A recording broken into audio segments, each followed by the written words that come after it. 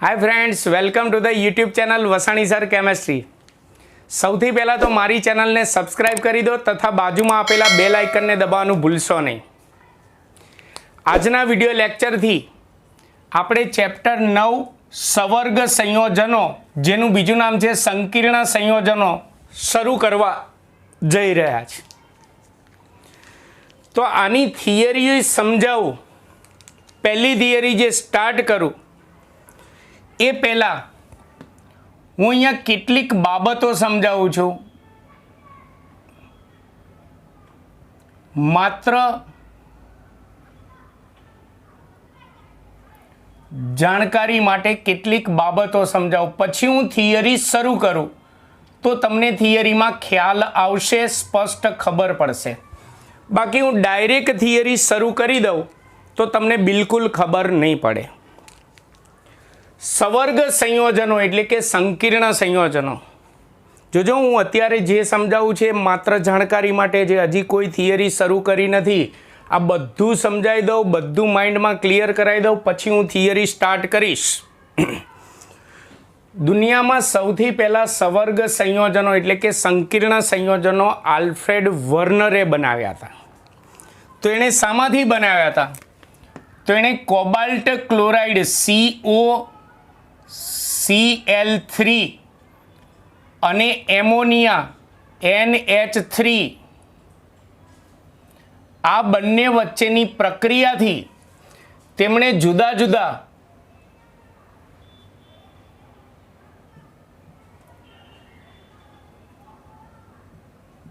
સવર્ગ સંયોજનો બનાવ્યા હતા। સવર્ગ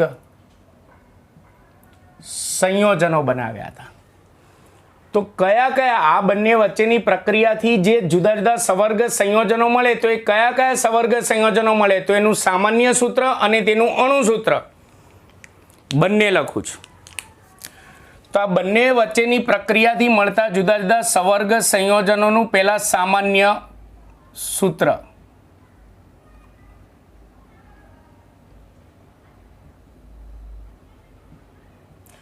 અને તેનું અણુ સૂત્ર।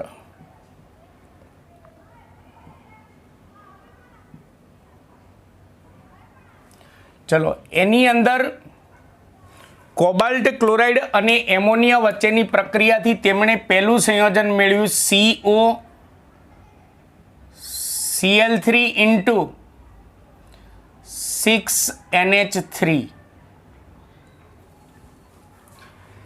આ સંયોજન જે છે એનું ખરેખર અણુ સૂત્ર આવું છે, CO જેની સાથે 6 એમોનિયાના અણુ જોડાયેલા છે અને Cl3 આ એનું અણુ સૂત્ર છે। એટલે આવા મોટા કાઉન્સવાળા સંયોજનો આવે એને તમારે સવર્ગ સંયોજનો અથવા સંકીર્ણ સંયોજનો ગણવાના। આ એણે પહેલું સંયોજન મેળવ્યું। બીજું સંયોજન એણે મેળવ્યું COCl3 ઇન્ટુ 5NH3 સંકીર્ણ સંયોજન મેળવ્યું। એનું ખરેખર અણુ સૂત્ર આવું છે, COCl અથવા તો NH3 5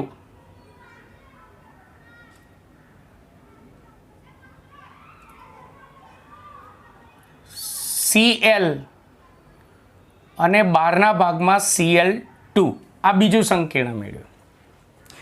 એ જ રીતે કોબાલ્ટ ક્લોરાઇડ અને એમોનિયામાંથી ત્રીજું સંકીર્ણ સંયોજન તેમણે મેળવ્યું COCl3 ઇન્ટુ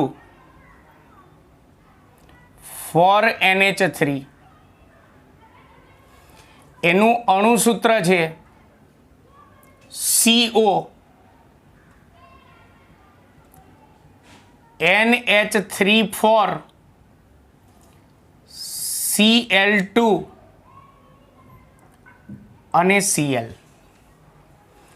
એ રીતે તેમણે ચોથું સંકીર્ણ સંયોજન મેળવ્યું COCl3 ઇન્ટુ 4NH3 જ મેળવ્યું। એનું અણુ સૂત્ર પણ આ જ છે, CO NH3 4 Cl2 Cl. ઘણાને એમ થાય સાહેબ આ બંનેના અણુસૂત્ર એક જ નહીં, અણુસૂત્ર એક જ છે, ગુણધર્મો જુદા જુદા છે, ચેપ્ટરમાં આવશે. યાદ કરો, અણુસૂત્ર સરખા હોય, ગુણધર્મો જુદા જુદા હોય તો તેને એકબીજાના સમઘટકો પણ કહેવાય. જેમ કે આ પહેલું સંયોજન પીળા રંગનું હોય છે. ચલો રંગ પણ લખી દઉં. પહેલું સંકીર્ણનો રંગ પીળો, બીજું સંકીર્ણ સંયોજન મેળવ્યું તેનું રંગ છે જાંબુડિયો. જો બધાના ગુણધર્મો બદલાઈ જાય છે, જાંબુડિયો રંગ. આ બંનેના ભલે આપણને સંયોજન એક જ લાગે, ગુણધર્મ અલગ અલગ છે. જેમ કે આ સંયોજન જે છે લીલા રંગનું હોય છે, આગળ જતા ચેપ્ટરની અંદર આવશે એટલે અત્યારે કન્ફ્યુઝ ન થતા. અને આ જે છે એ જાંબલી રંગનું હોય છે, એટલે ગુણધર્મ એના અલગ અલગ છે, ભલે અણુસૂત્ર સરખા રહ્યા, બંને એકબીજાના સમઘટકો છે. એટલે આ રીતે સૌથી પહેલા વહેલા સવર્ગ સંયોજનો સૌ પ્રથમ કોબાલ્ટ ક્લોરાઇડ અને એમોનિયામાંથી આલ્ફ્રેડ વર્નરે મેળવ્યા હતા. જેના સામાન્ય સૂત્ર આ છે, એના અણુસૂત્ર એના આ છે. હવે આમાંથી કોઈ પણ એક સંયોજન લઈ અને હું એનું બંધારણ દોરું છું. એટલે આની અંદર ખરેખર શું હોય તે, ચલો COCl3 જે હોય એ ક્યારે બને, એનું આયનીકરણ કરો તો CO+3 અને 3Cl- હોય.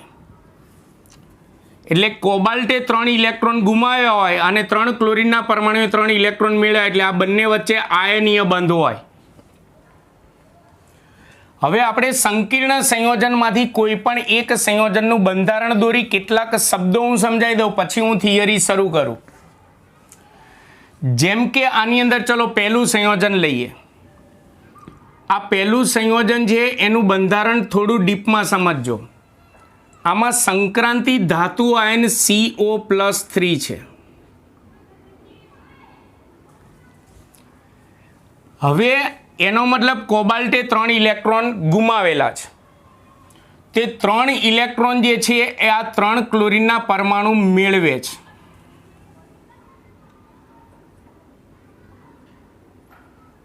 એટલે આ 3Cl- જે છે એ કોબાલ્ટ +3 સાથે આકર્ષણથી જોડાયેલો હોય, જેને આપણે આયનીય બંધ કહીએ છીએ. એટલે કાઉન્સની બહાર જે છે, બરાબર ખાસ સમજો, કાઉન્સની બહાર જે આયનો જે છે એ આ ધાતુ આયન સાથે આયનીય બંધથી જોડાયેલા હોય. ધાતુ આયન સાથે આયનીય બંધથી જોડાયેલા હોય, જેને આપણે જે પહેલી થિયરી ચલાવવાની છે એમાં ખરેખર આયનીય બંધ દોરાય નહીં. યાદ રાખજો, આયનીય બંધ દોરી ના શકીએ આપણે. આયનીય બંધ એટલે ધનાયન અને ઋણાયન વચ્ચેનું એક પ્રકારનું આકર્ષણ બળ છે, એટલે દોરાય નહીં. પણ અત્યારે સમજૂતી માટે આપણે એ આયનીય બંધને ત્રુટક રેખા વડે દોર્યો છે, બાકી આયનીય બંધ દોરાય નહીં. આ ખાસ ખાસ ખાસ ખાસ ધ્યાન રાખજો. તો આ બહાર રહેલા 3Cl- એ ધાતુ આયન સાથે આયનીય બંધથી જોડાયેલા હોય, જેને આપણે પહેલી થિયરીમાં એને ધાતુ આયનની પ્રાથમિક સંયોજકતા એવો શબ્દ વાપરીશું. ધાતુ આયનની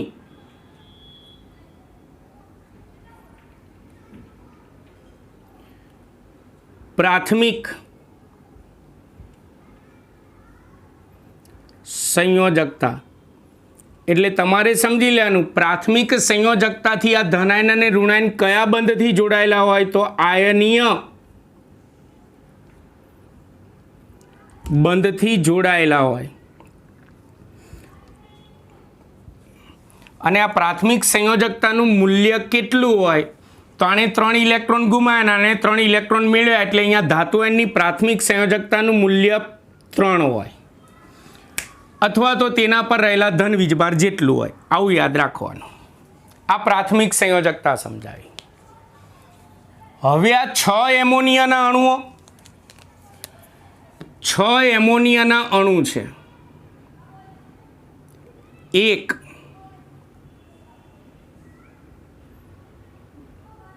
2 3 4 5 અને 6 એમોનિયામાં નાઇટ્રોજન પાસે વધારાનું અબંધકારક ઇલેક્ટ્રોન યુગ્મ હોય અને આગળ જતા આવશે આની કક્ષકો ખાલી કક્ષકો હોય આની પાસે. એટલે આ એમોનિયામાં રહેલો નાઇટ્રોજન પરમાણુ પોતાનો વધારાનો ઇલેક્ટ્રોન યુગ્મ આની ખાલી કક્ષકમાં ગોઠવીને એટલે કે ભાગીદારી કરીને સવર્ગ સહસંયોજક બંધ બનાવશે. યાદ કરો, સવર્ગ સહસંયોજક બંધ એટલે બંધ બનાવવા માટે જરૂરી ઇલેક્ટ્રોન યુગ્મનું પ્રદાન આખું આણે કર્યું. એટલે બંને વચ્ચે જે બંધ બને તેને સવર્ગ સહસંયોજક બંધ કહેવાય. એવી રીતે 6 એમોનિયાના અણુ જે છે, એમોનિયાના અણુમાંથી નાઇટ્રોજન જે છે એ આ ધાતુ આયન CO+3 સાથે સવર્ગ સહસંયોજક બંધથી જોડાયેલો હોય. એટલે આપણા આ સંયોજન, આ જે પહેલું સંયોજનનું જે બંધારણ દોર્યું છે એમાં સવર્ગ સહસંયોજક બંધ કેટલા રચાશે? 6 એમોનિયા જે 6 સવર્ગ સહસંયોજક બંધ રચાશે. આપણે કૌંસની અંદર દર્શાવીશું આટલા ભાગને. તો આ ધાતુ આયન સાથે કૌંસની અંદર જે ઘટક ધાતુ આયન સાથે સવર્ગ સહસંયોજક બંધથી જોડાયેલ હોય એને આપણે ધાતુ આયનની દ્વિતીયક સંયોજકતા આવો શબ્દ વાપરીશું. એટલે હું દ્વિતીયક સંયોજકતા કહું એટલે તમારે સવર્ગ સહસંયોજક બંધ સમજવાનું. દ્વિતીયક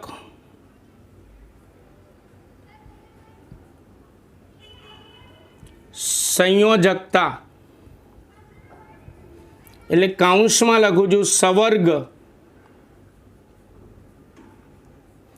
સહસંયોજક બંધ.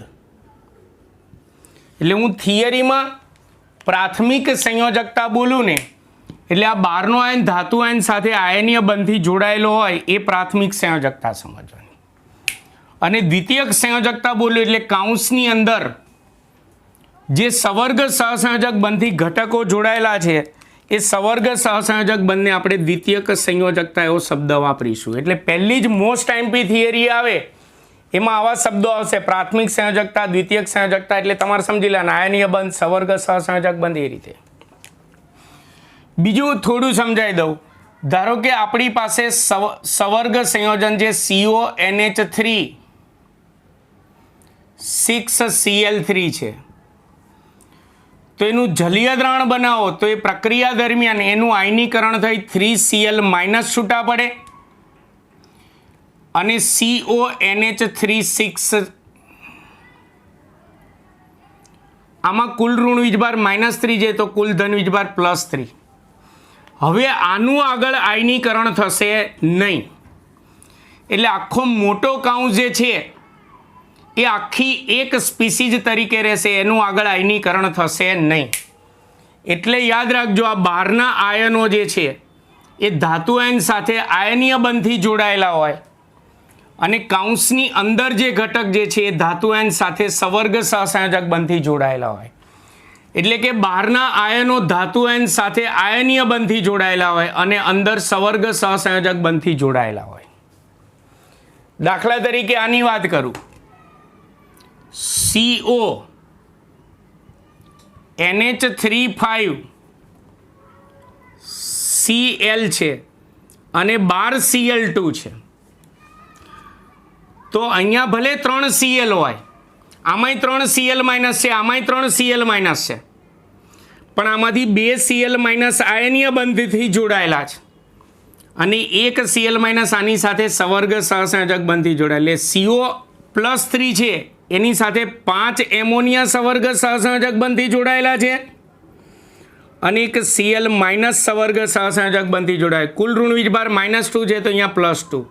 હવે આનું આગળ આયનીકરણ થશે નહીં. એટલે આમાં આયનીય બંધી કેટલા Cl- જોડાયા છે CO+3 સાથે? માત્ર 2 જ. જ્યારે આ એમોનિયા અને આ Cl- સવર્ગ સહસંયોજક બંધથી જોડાયેલા, જેમ કે 5 અને 1 છે તો 1 અહીંયા ધારો કે Cl-. અને એક અહીંયા 2Cl માઇનસ. પડી ખબર પડી? ચલો આપણે આ બીજા સંયોજનનું જ બંધારણ કહી રાખીએ એમને.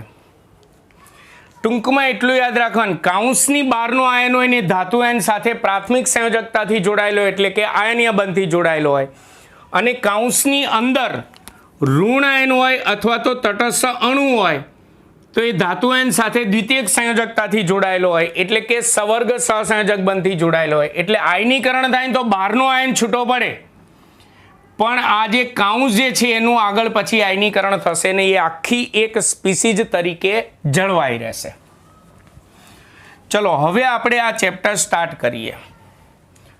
આવા સવર્ગ સંયોજનો સૌ પ્રથમ આલ્ફ્રેડ વર્નરે શોધ્યા હતા, મેળવ્યા હતા, અને એના ઉપરથી તેણે પોતાનો સિદ્ધાંત રજૂ કર્યો હતો જેને વર્નરનો સિદ્ધાંત કહેવામાં આવે છે. તો આ ચેપ્ટરની પહેલી જ અને વેરી મોસ્ટ આઈએમપી થિયરી સવર્ગ સંયોજનો વિશેનો વર્નરનો સિદ્ધાંત વિગતવાર સમજાવો. સવર્ગ સંયોજનો વિશેનો વર્નરનો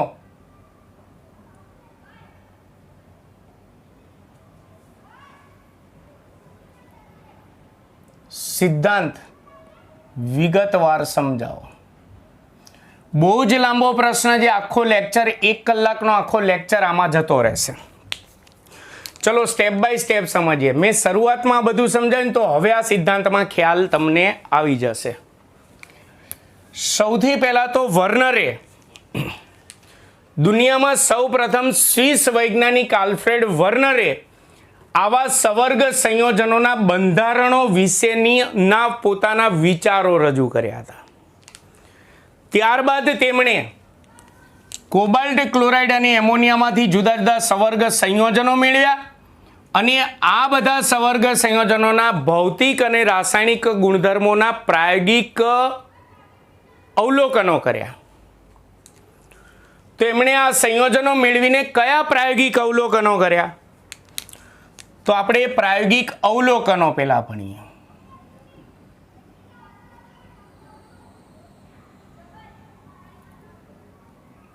હું અહીંયા મુદ્દા થોડા ટૂંકમાં લખીશ. પ્રાયોગિક અવલોકનો તેના જોઈએ.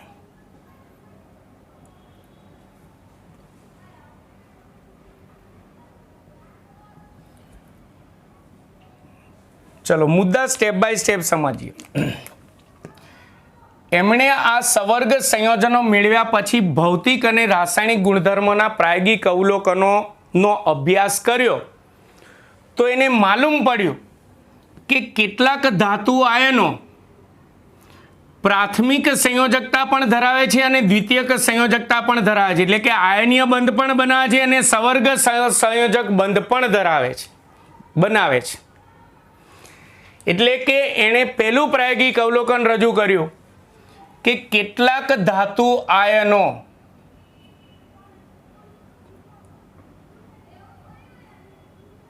બધા નહીં, કેટલાક ધાતુ આયનો પ્રાથમિક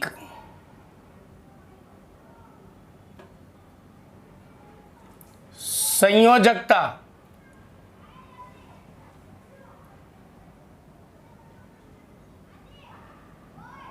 અને દ્વિતીયક સંયોજકતા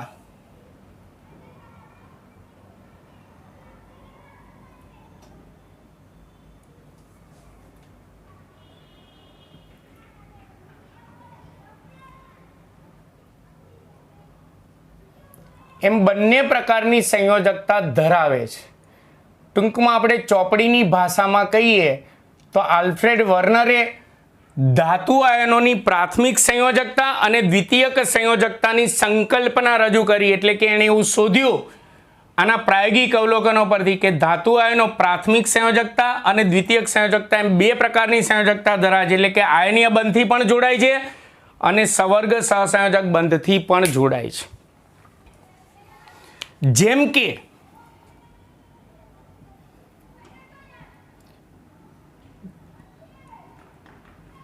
કે પેલા હું સાદા ક્ષારો લખું છું.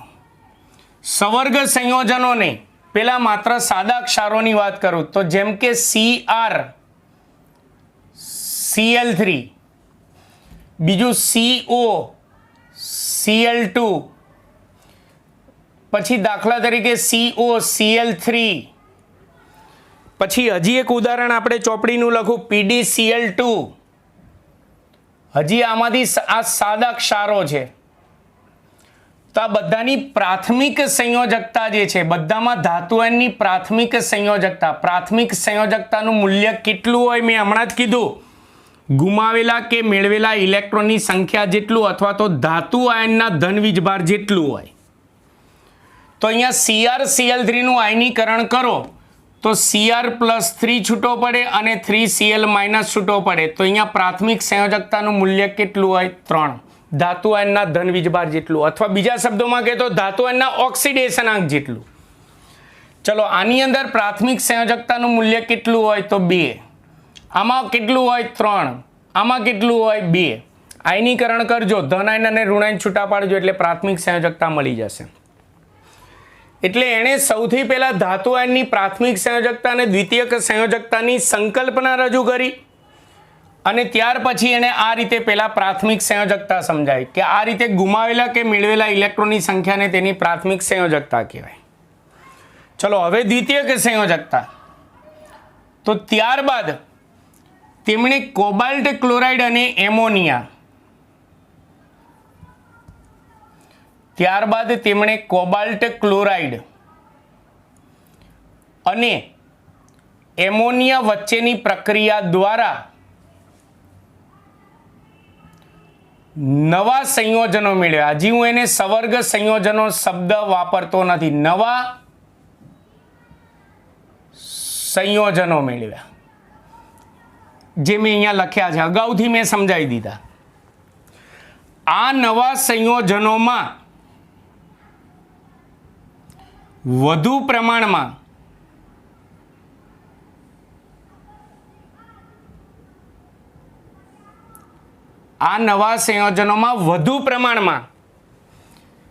તેમણે AgNO3 સિલ્વર નાઇટ્રેટ AgNO3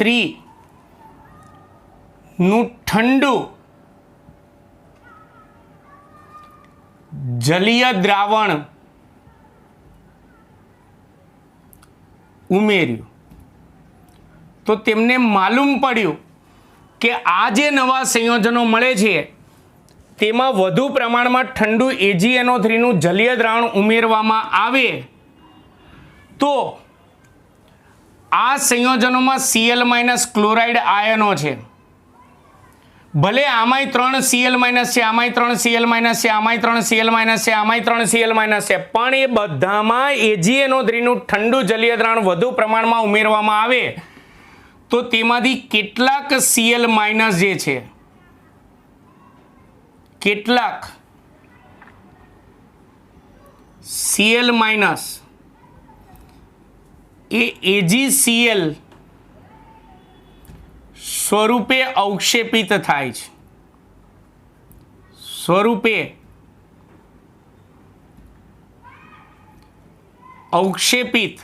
થાય છે. એટલે કે આમાંથી કેટલાક Cl- ભલે બધામાં આ એણે જે નવા સંયોજનો મેળવ્યા એમાં બધામાં 3 Cl- 3 Cl- 3 Cl- છે, પણ એમાંથી કેટલાક Cl- આ AgNO3 માંથી Ag+ સાથે આના Cl- જોડાઈને AgCl સ્વરૂપે છૂટા પડે છે, એટલે કે AgCl સ્વરૂપે અવક્ષેપિત થાય છે.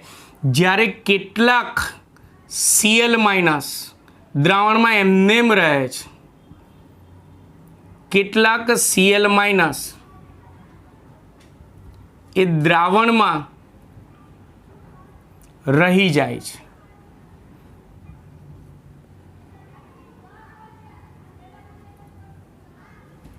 જેમ કે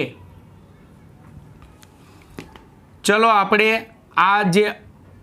આ મુદ્દો ખાસ તો સમજાવવા માટે મેં પહેલાં આ સમજાવ્યું છે. કેમ આવું થાય છે? એમણે કોબાલ્ટ ક્લોરાઇડ અને એમોનિયામાંથી આ જે નવા સંયોજનો મેળવ્યા એ બધામાં 3 Cl- તો છે, 3 ક્લોરાઇડ આયન છે. આમ છતાં એ 3 ક્લોરાઇડ આયનમાંથી કેટલાક ક્લોરાઇડ આયન Ag+ સાથે જોડાઈને AgCl સ્વરૂપે છૂટા પડે છે અને કેટલાક ક્લોરાઇડ આયન દ્રાવણમાં કેમ રહી જાય છે? જેમ કે એનું પ્રાયોગિક અવલોકન જોજો. 1 મોલ આ બંને વચ્ચેની પ્રક્રિયાથી નવા સંયોજનો 4 મળ્યા છે. એમાં પહેલું સંયોજન લઉં, 1 mall CO Cl3 into 6NH3. આની અંદર AgNO3 નું ઠંડુ જલીય દ્રાવણ ઉમેરો તો આના 3 ક્લોરાઇડ AgNO3 માંથી 3Ag સાથે જોડાશે અને 3 મોલ AgCl નું અવક્ષેપન કરશે. એટલે એનો મતલબ કે આના 3 મોલ Cl માઇનસ એ AgCl સ્વરૂપે અવક્ષેપિત થાય છે. કેમ? જો રબકામમાં આનું ખરેખર અણુસૂત્ર શું છે રબકામમાં સમજતા રહો. CO NH3 6 Cl3 છે. એમાં આપણે વધુ પ્રમાણમાં AgNO3 ઉમેરો તો આના હમણાં જ આપણે કીધું આનું આયનીકરણ કરો તો 3Cl માઇનસ છૂટા પડે, CONH3 6 છૂટો પડે, 6 પ્લસ 3 છૂટો પડે. તો વિચારો આના 3Cl માઇનસ એ આના 3 Ag પ્લસ સાથે જોડાશે એટલે 3 મોલ AgCl છૂટો પડશે. તો ટૂંકમાં જુદા જુદા સંયોજનમાંથી પહેલું સંયોજન જે છે એના 3 ક્લોરાઇડ એ 3 Ag પ્લસ સાથે જોડાઈને 3AgCl છૂટો પાડે છે.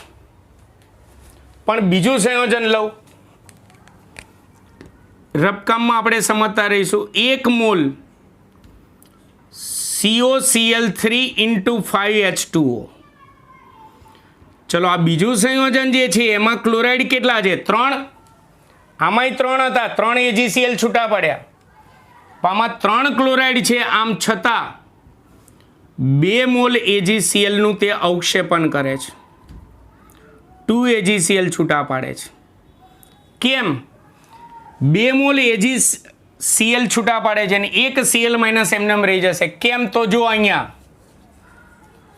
આપણું ખરેખર આ સંયોજનનું અણુસૂત્ર મેં આ લખ્યું છે. તો અણુસૂત્ર ઉપરથી જુઓ, CONH3 5 Cl Cl2 આયનીકરણ કરો એટલે આયનીય બંધ તૂટીને ધનાયન ઋણાયન છૂટો પડે, પણ દ્વિતીયક સંયોજકતા તૂટીને ધનાયન ઋણાયન છૂટો ના પડે. એટલે 2Cl માઇનસ છૂટો પડશે અને CONH3 5 Cl પ્લસ 2 છૂટો પડશે. આનું આગળ આયનીકરણ નહીં થાય એટલે આ Cl માઇનસ એમનો એમ દ્રાવણમાં રહેશે. જ્યારે આ 2Cl માઇનસ એના 2 Ag પ્લસ સાથે જોડાઈને 2 મોલ AgCl 2 AgCl છૂટો પાડશે. એટલે અહીંયા લખ્યું છે એણે પ્રાયોગિક અવલોકનમાં કે હવે તેણે કોબાલ્ટ ક્લોરાઇડ અને એમોનિયા વચ્ચેથી નવા સંયોજનો બનાવ્યા, વચ્ચેની પ્રક્રિયાથી નવા સંયોજનો બનાવ્યા, એમાં વધુ પ્રમાણમાં AgNO3 નું ઠંડુ જલીય દ્રાવણ ઉમેર્યું તો કેટલાક Cl માઇનસ જે છે એ AgCl નું અવક્ષેપણ કરે છે, પણ કેટલાક Cl માઇનસ દ્રાવણમાં રહી જાય. આ દ્રાવણમાં રહી જશે. કેમ? કારણ કે એ સવર્ગ સહસંયોજક બંધથી જોડાય. જ્યારે આ આયનીય બંધથી જોડાય તો આયનીય બંધ દ્રાવણમાં તૂટશે, સવર્ગ સહસંયોજક બંધ તૂટશે નહીં એટલે આ Cl માઇનસ દ્રાવણમાં રહી જશે. ખ્યાલ આવ્યો? આ સમજાયું છે ને એટલે અહીંયા ખ્યાલ આવે છે. ચલો ત્રીજું સંયોજન એણે મેળવ્યું છે COCl3 ઇન્ટુ 4 NH3 અને ચોથું સંયોજન બંનેનું અણુસૂત્ર સરખું છે એટલે સાથે ચલાવી દો. 1 મોલ COCl3 ઇન્ટુ 4 NH3. આ બંનેમાં પણ ક્લોરાઇડ આયન 3 છે તો 3 મોલ AgCl છૂટા પડવા જોઈએ. એના બદલે આ બંનેમાંથી 1 મોલ AgCl છૂટા પડે છે. 1 મોલ AgCl છૂટા પડે છે. શા માટે? તો જો રબકામની અંદર ખરેખર આ બંને સંયોજનો જે છે એના અણુસૂત્ર શું છે? તો CONH3 4 Cl2 અને Cl, તો આનું આયનીકરણ કરો તો એક Cl માઇનસ છૂટો પડશે અને ધન આયન તરીકે છૂટો પડશે CO, NH3 Cl2 પ્લસ ધન આયન છૂટો પડશે. હવે આમાંથી બે Cl માઇનસ જે છે આયનીય બંધથી જોડાય છે એટલે આયનીય બંધ તૂટે, પણ હવે આનું આગળ આયનીકરણ થશે નહીં એટલે આમાંથી 1 મોલ Cl માઇનસ છે, આમાંથી 1 મોલ Ag પ્લસ સાથે જોડાઈને 1 મોલ AgCl બનાવશે અને આમાં બે Cl માઇનસ જે છે સવર્ગ સહસંયોજક બંધથી જોડાય છે, દ્રાવણમાં રહી જશે. આવા એને પ્રાયોગિક અવલોકનો તારવ્યા, આવા સંયોજનો મેળવીને આવા પ્રાયોગિક અવલોકનો તારવ્યા. ક્લિયર હશે બધાને? બીજું રંગ યાદ રાખજો, આ પીળા રંગનો અહીંયા લખેલું છે, આ જાંબુડિયા રંગનો છે, આ લીલા રંગનો છે અને આ જાંબલી રંગનો છે. આ પ્રાયોગિક અવલોકનો રજૂ કર્યા પછી તેમણે કેટલાક અનુમાનો રજૂ કર્યા. તો હવે તેના અનુમાનો, હજી તેનો સિદ્ધાંત આવ્યો નથી. પેલા પ્રાયોગિક અવલોકનો આવ્યા, હવે તેના અનુમાનો અને પછી તેનો સિદ્ધાંત આવશે. બહુ જ લાંબો પ્રશ્ન છે. તો આની અંદર એનું પહેલું અનુમાન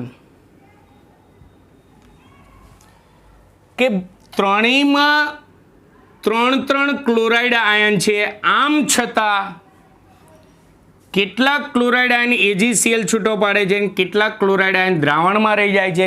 કેમ? તો આના ઉપરથી એણે પહેલું અનુમાન તાર્યું કે એમણે જે નવા સંયોજનો મેળવ્યા એ બધા જ સંયોજનોમાં ધાતુ આયન સાથે Cl માઇનસ અથવા તો Cl માઇનસ આયન અથવા એમોનિયાના અણુ અથવા તો બંને આ CO+3 સાથે 6ની સંખ્યામાં જોડાયેલા. જો આમાં 6 એમોનિયા જોડાયેલા છે, આમાં 5 એમોનિયા અને 1 Cl માઇનસ એટલે 6ની સંખ્યામાં જોડાયેલા છે. 4 એમોનિયા 2 Cl માઇનસ એટલે 6ની સંખ્યામાં જોડાયેલા છે. 4 એમોનિયા અને 2 Cl માઇનસ એટલે 6ની સંખ્યામાં જોડાયેલા છે. એટલે અહીંયા જુદી જુદા સંખ્યામાં જુદા જુદા મોલમાં AgCl છૂટો પડે છે. એટલે એનું પહેલું અનુમાન કે અહીં મળતા બધા જ નવા સંયોજનોમાં CO+3 સાથે CO+3 ધાતુ આયન સાથે કાં તો Cl માઇનસ આયન અથવા એમોનિયાના અણુ અથવા બંને 6ની સંખ્યામાં જોડાયેલા છે. 6ની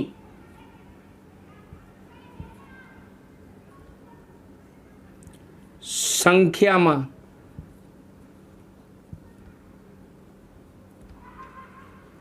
જોડાયેલા હોય છે. આ એનું પહેલું અનુમાન. 6ની સંખ્યામાં જોડાયેલા છે અને જુદા જુદા મોલ AgClનું અવક્ષેપણ કરે છે. તો આના પરથી તેમણે આ બધા સંયોજનોને નીચે મુજબ સૂત્રિત કર્યા એટલે કે આ બધા સંયોજનોનો સૂત્રો નીચે મુજબ રજૂ કર્યા. એટલે આ પરથી તેમણે સંયોજનોને નીચે મુજબ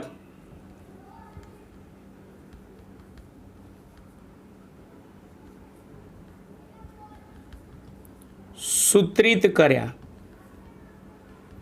એટલે કે એના સૂત્રો નીચે મુજબ રજૂ કર્યા. કઈ રીતે? તો એનો કોષ્ટક બનાવવાનો. એમાં એ બધા સંયોજનોનો આપણે પહેલા રંગ લખીશું, તેનું સૂત્ર એટલે કે અણુ સૂત્ર લખીશું,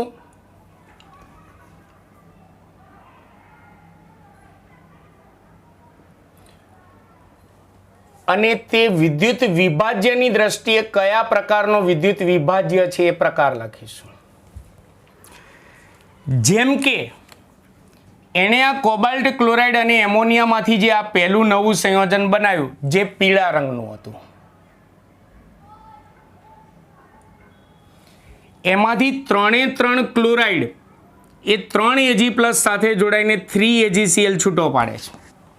એટલે એના ઉપરથી તેણે એનું સૂત્ર રજૂ કર્યું, CO NH3 અને 12 શું રાખ્યું Cl3 એટલે આ અણુસૂત્ર રજૂ કર્યું. ચોપડીમાં આ રીતે અણુસૂત્ર આપવાના બદલે આ રીતે લખ્યું હશે +3 × 3Cl-. આ રીતે લખો તો પણ ચાલે, અણુસૂત્ર આપણે આ રીતે લખીએ તો પણ ચાલે, એટલે આપણે બેમાંથી ગમે તે રીતે ચાલે. ટૂંકમાં આપણે અણુસૂત્ર રીતે લખીએ તો Cl3. ચોપડીમાં ધનાયન અને ઋણાયન અલગ અલગ લખેલા હશે. જો CO+3 ની સાથે 6 ની સંખ્યામાં એમોનિયા જોડાયેલા છે, 12 3 Cl- આયનીય બંધથી જોડાયેલા છે, એટલે આયનીકરણ કરો એટલે 3Cl- છૂટા પડે, 3 Ag+ સાથે જોડાય તો જ 3 મોલ AgCl છૂટો પાડતો હોય, એટલે આનું સૂત્ર એણે આ રીતે રજૂ કર્યું. એટલે આમાં એક ધનાયન અને 3 ઋણાયન છૂટા પડે છે, એટલે 1:3 પ્રકારનો વિદ્યુત વિભાજ્ય પદાર્થ કહેવાય. વિદ્યુત વિભાજ્ય પદાર્થ કહેવાય 1:3 પ્રકારનો, એક ધનાયન અને 3 ઋણાયન છૂટા પડે છે. ચલો, ત્યાર પછી આ બંને વચ્ચેની પ્રક્રિયાથી બનતા સંયોજનોમાં બીજું સંયોજન જે જાંબુડિયા રંગનું હોય છે, જાંબુડિયા રંગનું એમને મળ્યું, જાંબુડિયો રંગ. પણ એમાંથી 3 Cl- માંથી 2 જ AgCl છૂટા પડે છે, એક Cl- દ્રાવણમાં રહે છે અને બીજું 6 ની સંખ્યામાં જ CO+3 સાથે અંદર જોડાણ થવું જોઈએ મોટા કૌંસમાં, એટલે આ બીજા સંયોજનનું અણુસૂત્ર એણે આ રજૂ કર્યું. અંદર 6 ની સંખ્યા જળવાઈ રહી જોઈએ, એમોનિયાની સંખ્યા હું 5 કરી નાખું તો અંદર Cl- હજી એક જોડાયેલો, તો 12 કેટલા Cl- હોય? 2. એટલે આયનીકરણ કરો એટલે 2 Cl- છૂટો પડે ને આ એક ધનાયન છૂટો પડે, એટલે આ 1:2 પ્રકારનો વિદ્યુત વિભાજ્ય પદાર્થ કહેવાય. અને બીજું આનું સૂત્ર, આ બીજા સંયોજનનું અણુસૂત્ર આવું કેમ રજૂ કર્યું? કારણ કે અહીંયાથી 2 Cl- છૂટા પડે, એ 2 Ag+ સાથે જોડાઈને 2 મોલ AgCl છૂટા પાડે છે, એટલે આનું અણુસૂત્ર આવું રજૂ કર્યું. ચલો, ત્યાર પછી એ નવા સંયોજનમાંથી ત્રીજા અને ચોથું સંયોજન જે છે એને કઈ રીતે સૂત્ર રજૂ કર્યું? પહેલાં તો એ બંનેનો રંગ લખી નાખું. તો એક લીલા રંગનો છે, બંનેના ગુણધર્મ અલગ અલગ છે, બંનેનું અણુસૂત્ર સરખું છે. એક લીલા રંગનો છે અને એક જાંબલી રંગનો છે, એટલે બંનેનો ગુણધર્મ અલગ અલગ છે, પણ બંનેમાં 1 મોલ AgCl છૂટો પડે છે. 1 મોલ AgCl છૂટો પડવો જોઈએ અને અંદર કૌંસની અંદર CO+3 સાથે 6 ની સંખ્યામાં ઘટકો જોડાયેલા હોવા જોઈએ. તેના માટે એણે આ બંને છેલ્લા બે સંયોજન જે છે એના અણુસૂત્ર આ રીતે રજૂ કર્યા છે. CO NH3 Cl2 અને 12 Cl- એક જ રાખ્યો. એ જ રીતે બીજામાં પણ CO NH3 Cl2 અને 12 Cl- એક જ રાખ્યો. એટલે આનું આયનીકરણ કરો તો 12 થી એક Cl- છૂટો પડે ને એક આખો મોટો કૌંસ વાળો ધનાયન છૂટો પડે, એટલે એક ધનાયન એક ઋણાયન, એટલે આ બંને જે છે એ 1:1 પ્રકારના વિદ્યુત વિભાજ્ય પદાર્થો કહેવાય. એટલે એણે કોબાલ્ટ ક્લોરાઇડ અને એમોનિયા વચ્ચે નવા સંયોજનો મેળવ્યા. એ નવા સંયોજનોમાં વધુ પ્રમાણમાં AgNO3 નું ઠંડુ જલીય દ્રાવણ ઉમેર્યું તો કેટલાક Cl- AgCl સ્વરૂપે અવક્ષેપિત થયા, છૂટા પડ્યા, કેટલાક Cl- દ્રાવણમાં રહી ગયા. એના પરથી એમણે આ જે નવા સંયોજનો મળ્યા એના અણુસૂત્રો આ રીતે રજૂ કર્યા. અને બીજું તેમણે સૂચ્યું કે મોટા કૌંસમાં રહેલા ઘટકો, આ બધા સંયોજનોમાં મોટા કૌંસમાં રહેલા ઘટકો આખી એક સ્પીસીઝ બનાવે છે, એટલે કે આખો એક આયન બનાવે છે.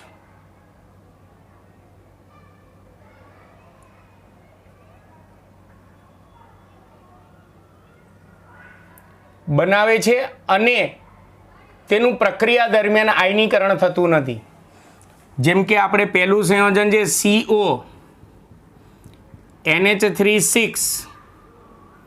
Cl3 છે તો આ આયનીય બંધથી જોડાયેલો હોય 3Cl- એ છૂટો પડે, પણ આખો આ જે કાઉન્સ જે છે CO NH3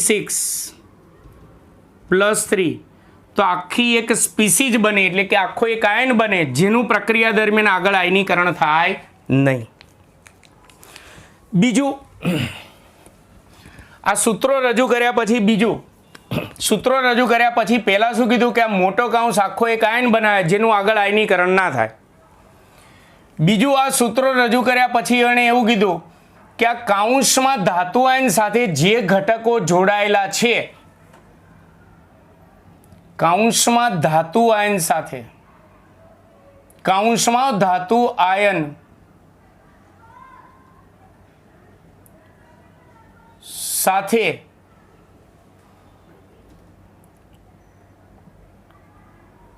ઘટકોનું જે જોડાણ થયેલું છે, જે બંધથી ઘટકોનું જોડાણ થયેલું છે, જેમ કે અહીંયા કાઉન્સની અંદર 5 એમોનિયા, આપણે આનું સૂત્ર અહીંયા લખ્યું છે, 5 એમોનિયા સવર્ગ સહસંયોજક બંધથી જોડાયેલો છે અને એક Cl- સવર્ગ સહસંયોજક બંધથી જોડાયેલો છે. આનું આયનીકરણ થાય એટલે આ છૂટો પડી જાય અને આખો ધન આયન છૂટો પડે, પછી આનું આયનીકરણ થાય નહીં. તો કાઉન્સની અંદર આ ધાતુ આયન સાથે જે ઘટકો જોડાયેલા છે એ જોડાણને એમણે કયું નામ આપ્યું? દ્વિતીયક સંયોજકતા પર્યાય રજૂ કર્યો. એના માટે દ્વિતીયક સંયોજકતા એટલે તમારે શું સમજવાનું? સવર્ગ સહસંયોજક બંધ એટલે ધાતુ આયન સાથે કાઉન્સમાં જે ઘટકોનું જોડાણ થયેલું છે તેને દ્વિતીયક સંયોજકતા પર્યાય તરીકે રજૂ કર્યો, અથવા તો તેને દ્વિતીયક સંયોજકતા વડે તેને દર્શાવ્યું. ચલો, ત્યાર પછી આ સૂત્રો રજૂ કર્યા પછી આ બધા મુદ્દા રજૂ કર્યા. તેમણે કહ્યું કે છેલ્લા બે સંયોજનોના અણુસૂત્રો સમાન છે, પરંતુ તેના ગુણધર્મો જુદા જુદા હોય છે, તેથી તેમને સમઘટકો, એકબીજાના સમઘટકો કહે છે, એવું પણ તેમણે સૂચ્યું. આ બધા પ્રાયોગિક અવલોકનો પરથી તેમણે અનુમાનો, સૂત્રો રજૂ કર્યા, સૂત્રો પરથી કેટલાક મુદ્દા સમજાયા અને ત્યારબાદ ઈસવીસન 1898માં વર્નરે પોતાનો સિદ્ધાંત રજૂ કર્યો. એટલે ત્યારબાદ ઈસવીસન 1898માં વર્નરે સિદ્ધાંત રજૂ કર્યો જેની અભિધારણાઓ નીચે મુજબ છે. સિદ્ધાંત રજૂ કર્યો જેની અભિધારણાઓ નીચે મુજબ છે. એટલે એણે સિદ્ધાંત જે છે 4 મુદ્દામાં રજૂ કર્યો છે. એટલે 4 મુદ્દાને સંયુક્ત રીતે વર્નરનો સિદ્ધાંત પણ કહેવાય છે અથવા તેની અભિધારણાઓ પણ કહેવાય છે. તો હવે આપણે મેઇન એના સિદ્ધાંતની અભિધારણાઓ એટલે કે એનો સિદ્ધાંત ભણીશું. જુદા જુદા 4 મુદ્દામાં તેનો સિદ્ધાંત ભણવાનો છે. આ બધા પ્રાયોગિક અવલોકનો, અનુમાનો પરથી તેમણે સિદ્ધાંત રજૂ કર્યો છે. ચલો, એની અભિધારણાઓ જોઈએ એટલે કે એના સિદ્ધાંતનો પહેલો મુદ્દો કેટલાક ધાતુ આયનો પ્રાથમિક 2 પ્રકારની સંયોજકતા ધરાવે છે. એક પ્રાથમિક સંયોજકતા અને 2 દ્વિતીયક સંયોજકતા. પણ કેટલાક ધાતુ આયનો, આવર્ત કોષ્ટકમાં રહેલા બધી જ ધાતુના આયનો નહીં, જાણકારી માટે કહી દઉં, ડી વિભાગના સંક્રાંતિ ધાતુ આયનો છે. એસ વિભાગની ધાતુ હોય તો એ બંને સંયોજકતા ના ધરાવે. એટલે એમણે આ બધી સમજૂતી પરથી પહેલી અભિધારણા રજૂ કરી. કેટલાક ધાતુ આયનો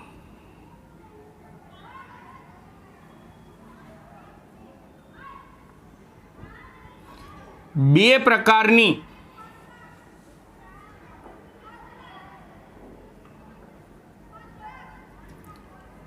સંયોજકતા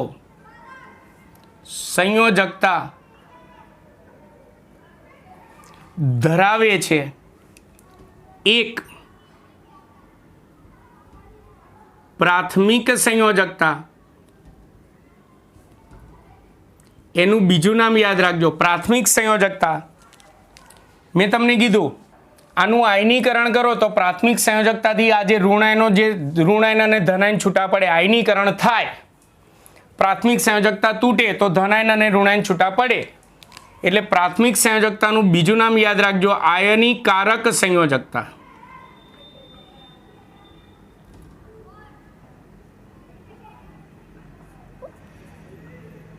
આયનીકારક સંયોજકતા એટલે કે એનું આયનીકરણ થાય, એમાંથી ધનાયન અને ઋણાયન છૂટા પડે એટલે કે પ્રાથમિક સંયોજકતા તૂટે એટલે આયનીય બંધ તૂટી શકે. અને બીજી સંયોજકતા દ્વિતીયક સંયોજકતા પણ ધરાવે. દ્વિતીયક સંયોજકતા કહું એટલે તમારે સમજી લેવાનું સવર્ગ સહસંયોજક બંધ. પણ મેં તમને કીધું પ્રાથમિક સંયોજકતા તૂટી ધનાયન ઋણાયન છૂટા પડે, પછી આ દ્વિતીયક સંયોજકતા તૂટીને ધનાયન ઋણાયન છૂટા ના પડે એટલે એનું આયનીકરણ ના થાય એટલે એનું બીજું નામ યાદ રાખજો, બિન આયનીકારક સંયોજકતા. બિન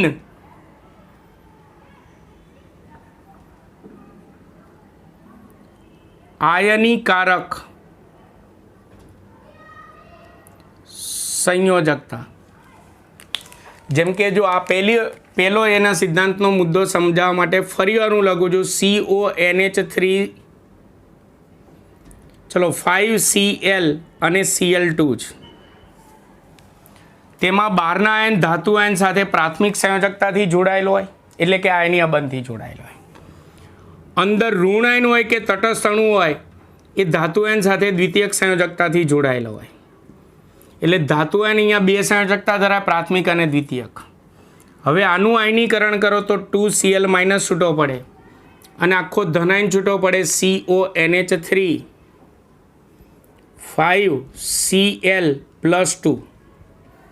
તો ટૂંકમાં કઈ સંયોજકતા તૂટી બોલો? આયનીકરણ કઈ સંયોજકતા તૂટવાથી થયું? પ્રાથમિક સંયોજકતા તૂટવાથી થયું એટલે તે આયનીકારક છે.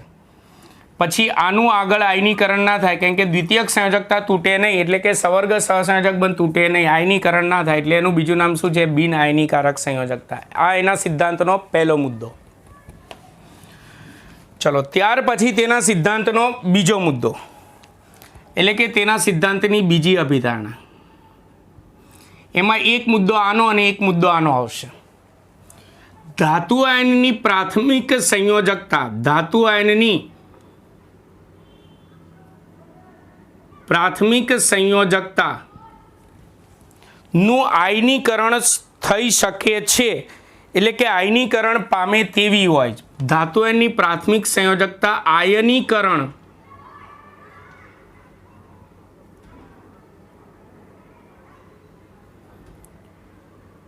પામે તેવી હોય છે અને જોજો હજી મુદ્દો શરૂ જ, અને એમણે જે સંયોજનો બનાવ્યા તેના પરથી કીધું કે આ પ્રાથમિક સંયોજકતા ઋણ આયનો વડે સંતોષાય છે. આ ધાતુ આયનની પ્રાથમિક સંયોજકતા જે છે આવા ઋણ આયનો વડે સંતોષાય છે. પણ એણે જે બનાવેલા સંયોજન છે એના ઉપરથી કીધું. બાકી આપણે આગળ જતા એવા સંયોજનો પણ ભણીશું કે જેમાં પ્રાથમિક સંયોજકતા ધન આયન વડે પણ સંતોષાતી હોય. એટલે પ્રાથમિક સંયોજકતા આયનીકરણ પામે તેવી હોય છે, ઉપરાંત પ્રાથમિક સંયોજકતા ઋણ આયનો વડે સંતોષાય છે. ઋણ આયનો વડે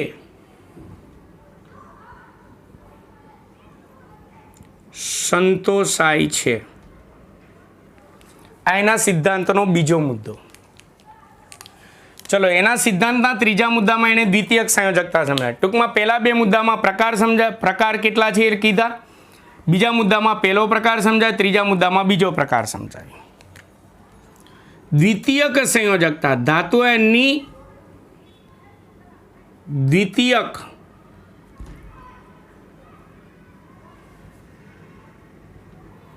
સંયોજકતા. હું દ્વિતીયક સંયોજકતા બોલું એટલે તમારે સમજી લેવાનું સવર્ગ સહસંયોજક બંધ.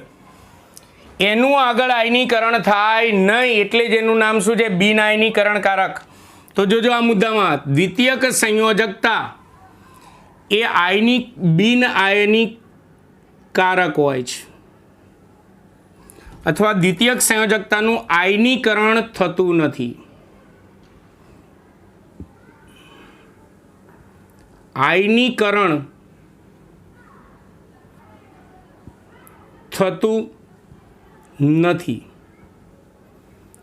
બીજું, આ દ્વિતીયક સંયોજકતા, જેમ કે એણે પ્રાથમિક સંયોજકતા કોના વડે સંતોષાય છે? ઋણ આયન વડે. આ દ્વિતીયક સંયોજકતા કેટલીક વખત કેટલાક સંયોજનોમાં ઋણ આયન વડે પણ સંતોષાય છે, જેમ કે Cl- સવર્ગ સહસંયોજક બંધથી જોડાયેલો છે. તો કેટલીક વાર તટસ્થ અણુઓ પણ સવર્ગ સહસંયોજક બંધથી જોડાયેલા હોય. જો માત્ર તટસ્થ અણુઓ પણ જોડાયેલા હોય, તટસ્થ અણુ અથવા ઋણ આયન પણ જોડાયેલા હોય, પણ યાદ રાખજો આગળ જતા આવશે સવર્ગ સંયોજનોમાં ધાતુ આયન સાથે દ્વિતીયક સંયોજકતાથી કદી ધન આયન ના જોડાયેલો, એટલે કે સવર્ગ સહસંયોજક બંધથી ધન આયન ના જોડાયેલો હોય. સવર્ગ સહસંયોજક બંધથી કાઉન્સની અંદર કાં તો ઋણ આયન જોડાયેલા હોય, કાં તો તટસ્થ અણુ ઋણ આયન જોડાયેલા હોય અથવા તટસ્થ અણુ જોડાયેલા હોય, ઋણ આયન જોડાયેલા હોય અથવા તટસ્થ અણુ જોડાયેલા હોય.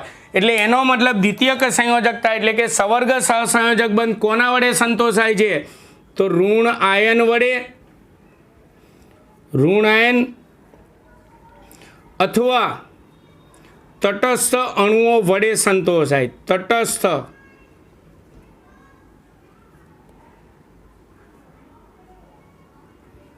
અણુઓ વડે સંતોષાય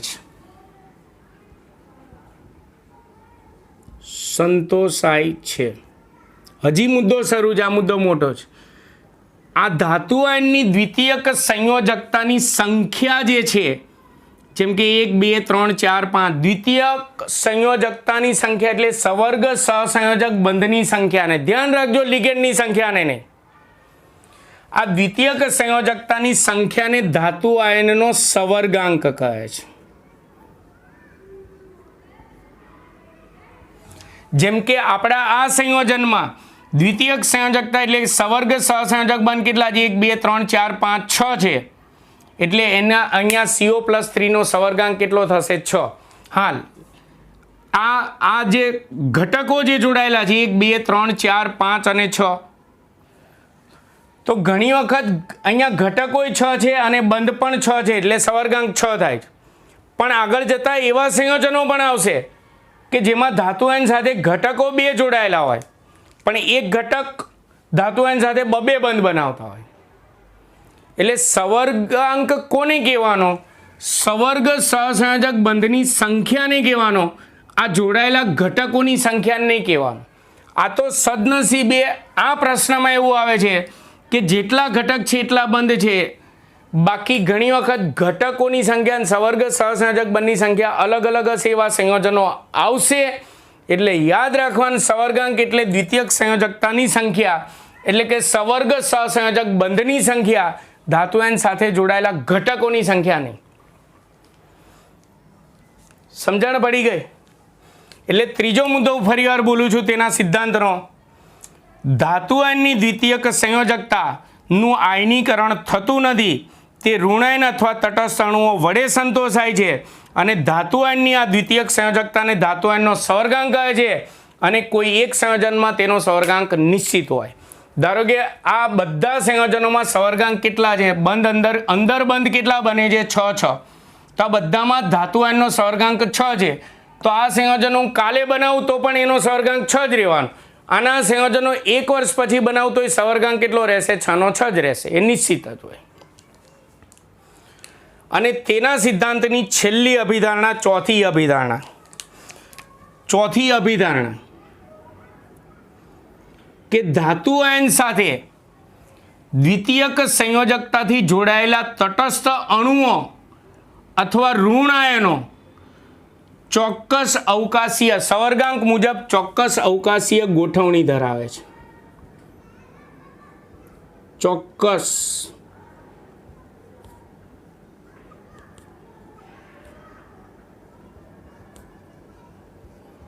સવર્ગાંક મુજબ ચોક્કસ અવકાશીય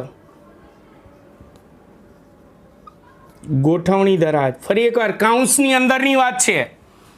કાઉન્સની અંદર ધાતુ આયન સાથે દ્વિતીયક સંયોજકતાથી ઋણ આયન અથવા તટસ્થ અણુઓ જે જોડાયેલા હોય એ સવર્ગાંક મુજબ ચોક્કસ અવકાશીય ગોઠવણી ધરાવે. જેમ કે જો આપણા આ સંયોજનમાં 6 સવર્ગાંક છે, તે અષ્ટફલકીય આકારે જ અવકાશીય ગોઠવણી પામેલા. જો વચ્ચે ચોરસ કે લંબચોરસ બને, ઉપર બધાને જોડી દો એટલે ઉપર એક પિરામિડ બની ગયું, નીચે બધાને જોડો એટલે નીચે એક પિરામિડ બન્યું. તો અહીંયા સવર્ગાંક 6 છે, તો એ કઈ અવકાશીય ગોઠવણી પામે છે? અષ્ટફલકીય.